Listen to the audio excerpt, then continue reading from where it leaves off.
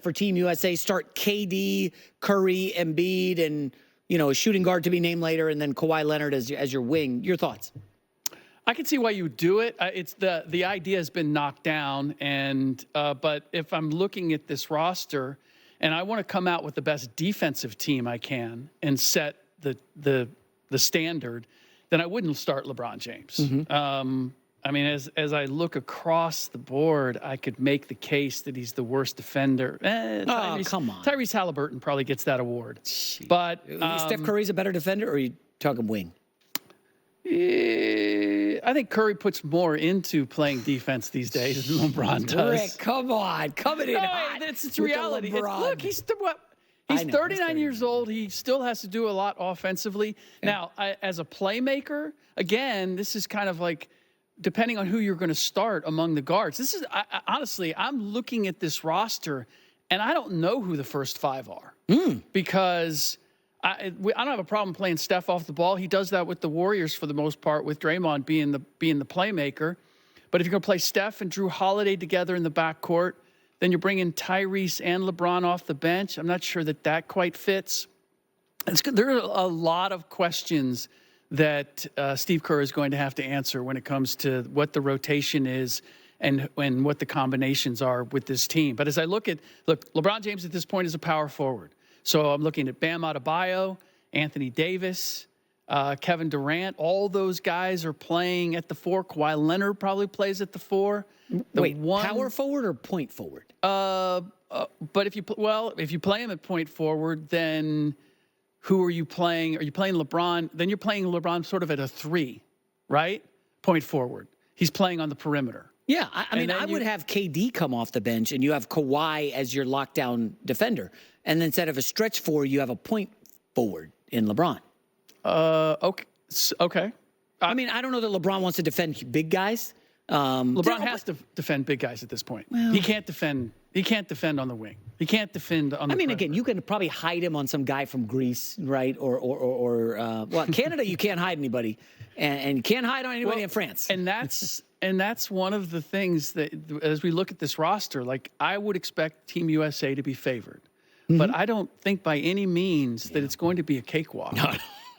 And it hasn't been for years. And so that's where, if LeBron's going to give you an advantage coming off the bench, we can look at it as demeaning, or we can look at it as like you could be a huge X factor coming off the bench, because who's going to have a player of LeBron's caliber coming off the bench? Yeah.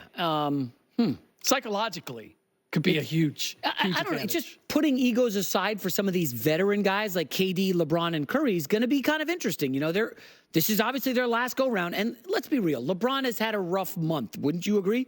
He takes heat for getting his podcasting buddy as a coach. Yeah. He takes heat for the Lakers drafting Bronny. He says he's going to take less, and then nobody wants to come, so he gets the max. Right. And it's like, I don't know. It feels like it's been a bit of a rough month. Can you say that? Yeah, it has been a rough month, but hasn't he been the architect of all that? I'm just saying, it's not fair. As if somebody has done these things to him. Yeah. JJ is his guy. Bronny is his son. These are things that he wanted to see happen by all intents and purposes. So, as far as the free agents are concerned, Buddy Hield is the big surprise to me.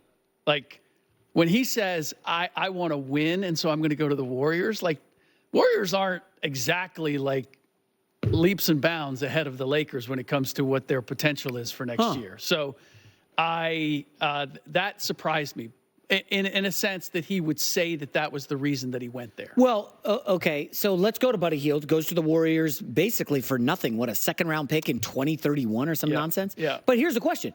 He's starting for the Warriors. He would not have started over D'Lo or Austin Reeves for the Lakers, right? Yeah.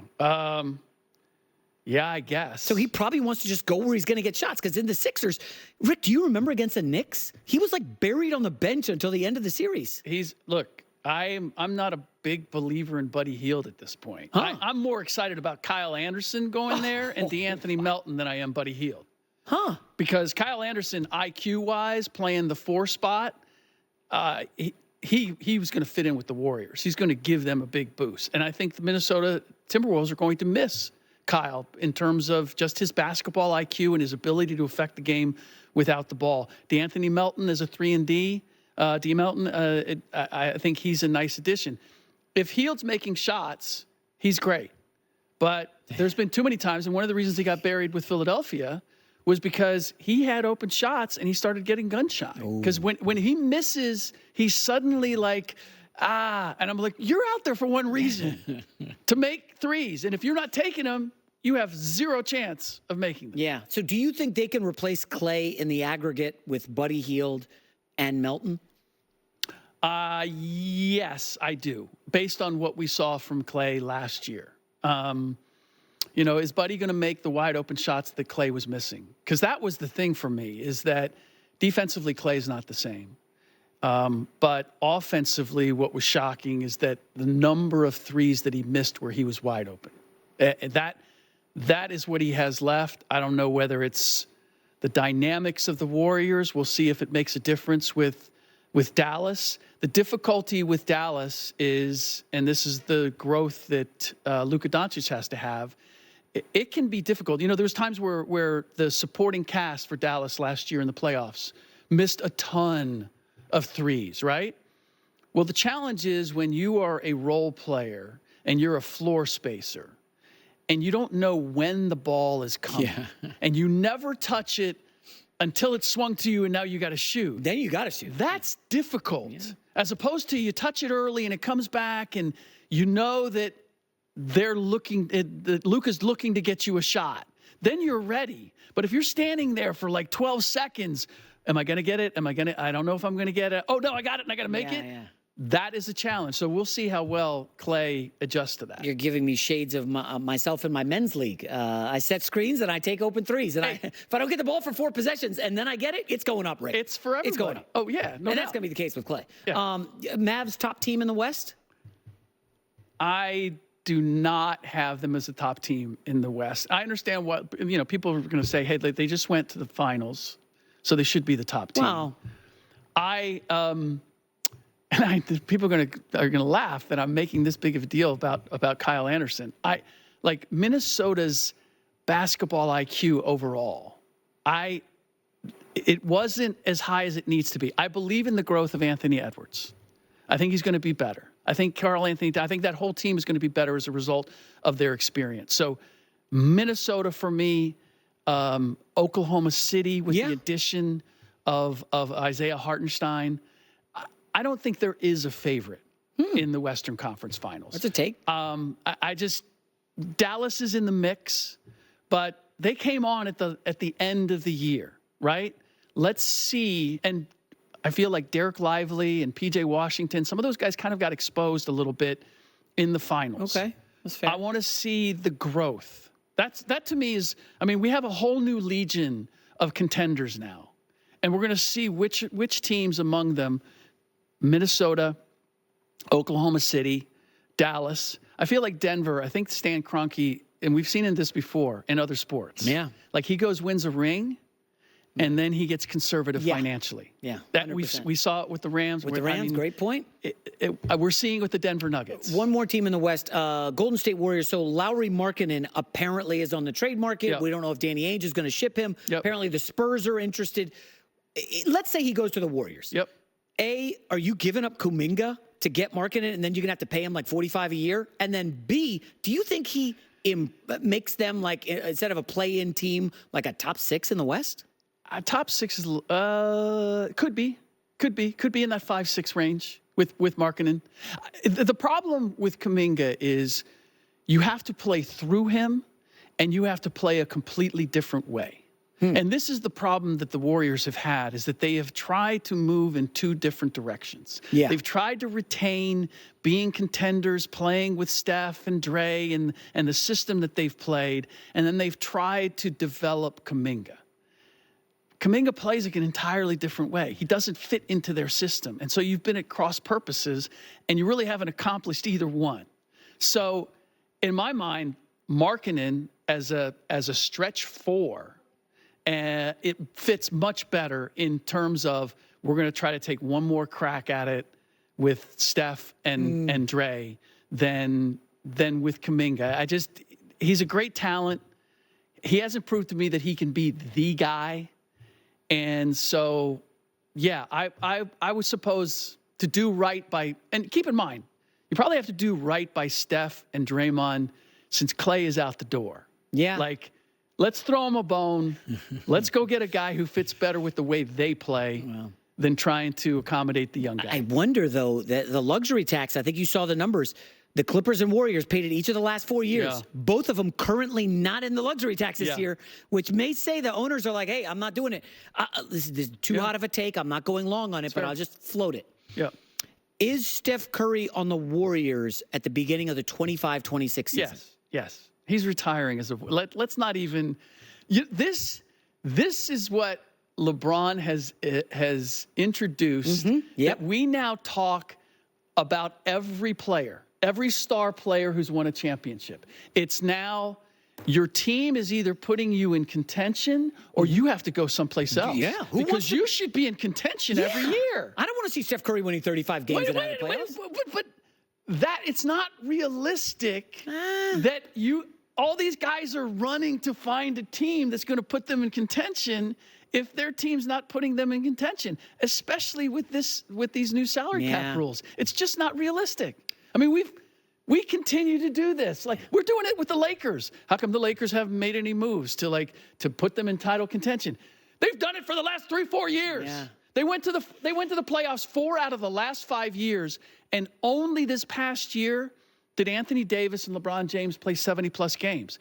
I look at what the Lakers have done over the last 5 years, and I think most people would go, this has been a disappointment. Only one championship. I'm like, what are you talking about? You won a title. You won a title. Your 2 best players have been most of the time unavailable because of injury, and you still went to the playoffs 4 out of 5 years. Like, we're just so unrealistic when it comes to LeBron and the Lakers these days. Speaking of unrealistic, I made a top 10 list of the 10 best players in the NBA. I had KD at 10, then I bumped him for Embiid. I'm sure people are not going to like it. But KD's business partner went on Instagram and was like, this is gross, blah, blah, blah. How could you do that? About your thing? Yeah. Okay. Listen, let's start here. Is Kevin Durant a top 10 player in the league right now? Right now. I don't care what he did 3 years ago or 2. Right now. This is your list right here. Correct. So you can pick it apart. Eddie House took shots at me. Amick did not like 1 and 2. There's some issues with Tatum at 4. Where's Jaylen Brown? Where's AD? Brunson too high. But I'm just mostly curious about the Kevin Durant angle. Yeah. I mean, he has to be. If LeBron is still elite, then KD has to still be elite. Because the numbers are. Well, the scoring numbers are comparable. But actually, KD scores. Yeah, better. KD might be at 27 and LeBron's at 25, Than whatever. LeBron. But the assists are down a little bit for KD. Maybe it's the fit in Phoenix is clunky. He got swept in the first round, and they were talking trash to him it's not your league anymore. But here's the other part. And I can't emphasize this enough. Like, LeBron is not. I mean, I'm looking at this list here. He's the worst. I know.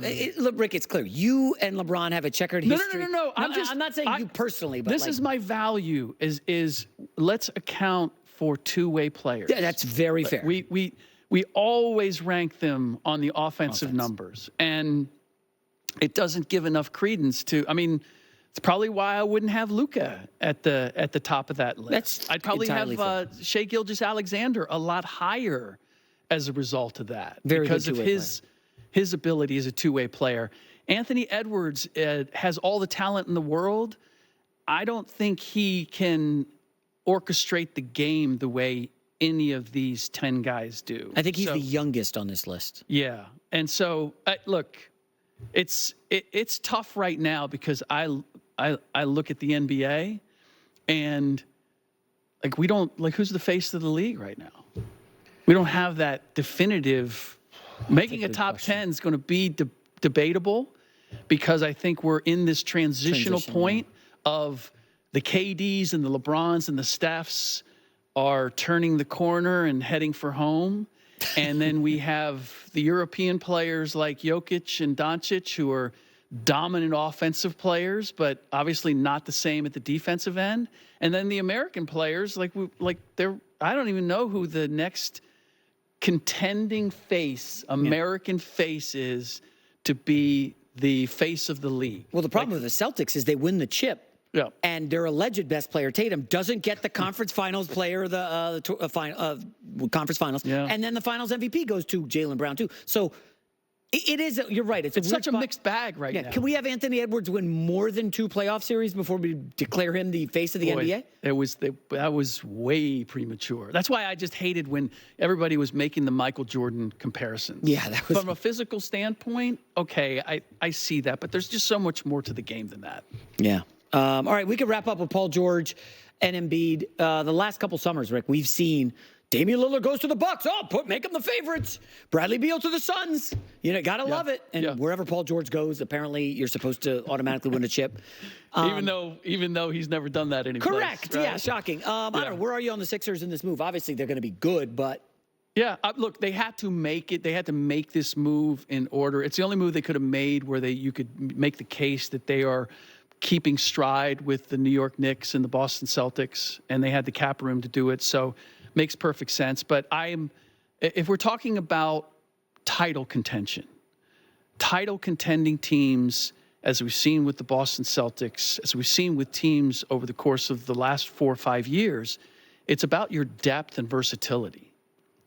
I've never really bought into the big three concept in terms of that's what you need to be a championship team. And that's what they are right now. Like, who's their 4th best player? Paul Reed? Kelly Oubre? Kelly Oubre. And then you look at Boston and you look at New York and you look at Oklahoma City and Minnesota. They all go 4, 5, 6 players deep. And to me, that's what you need if you are going to play for a title. 100% agree. All right, great stuff, Ric Bucher. What did great you say? Stuff. Great stuff. No, you said 100% we agree. Agree, yeah. Very rare. Write that down. Write that down. Yeah, clip that shot. I do not know that that's happened before. Probably because it's a good day. I'm taking some time off after this. He's going on vacation right after this. Yeah. It's his last day of He's got to recover. He's like, yeah, whatever he says. It's great. Let's go. All right. Coming up next in Headline News, Alex Curry gives us the latest wrinkle in the Brandon Ayuk 49ers standoff. That's next.